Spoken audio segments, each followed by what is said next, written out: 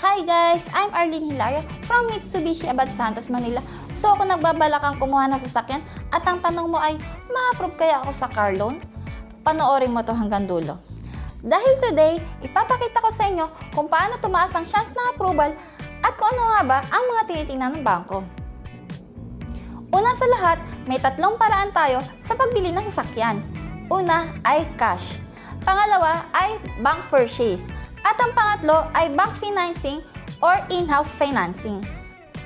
Una, cash. Ito ang pinakasimple. Valid ID lang at bayad ng full payment at release na agad ng unit. Pangalawa, bank PO or bank purchase. Dito, si client mismo ang pupunta sa bangko para mag-apply ng car loan. Lahat na requirements at pirmahan sa bangko ginagawa. Pangatlo, bank financing or in-house financing. Ito ang pinakamadali sa lahat. Pupunta ka lang sa dealer or mag-a-apply ka lang through online. And then, kami nang bahala magpa-approve sa mga bangko. So, ano nga bang hinihingi requirements ng mga bangko? Una, kung employed ka, 2 valid IDs, COE with compensation or 3 months payslip at proof of billing. Kung businessman ka naman, ang hinihingi requirements ay 2 valid IDs, business permits, at 3 months bank statement. Dito kasi tinitingnan ng bangko kung legit at consistent ang income mo. So kung OFW ka or seaman, good news kasi pwede ka pa rin mag-apply kahit nasa abroad ka.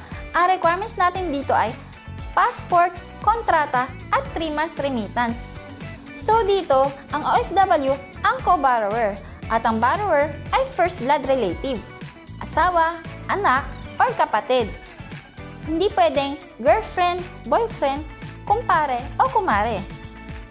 So, ang kadalasang tanong ng ating client ay, ma-approve ba ako kahit ganito lang ang income ko? So, example, Mirage ang kukunin nyo. Ang monthly nun ay 16,000. So, 16,000 times 3 equals 48,000. So, dapat 48,000 ang nag-generate niyang income sa isang buwan. Pero huwag kayong mag-alala kasi pwede tayong kumuha ng co-borrower para ipag-combine ng income yung dalawa at para mas mataas ang income na mapapakita nyo sa bangko.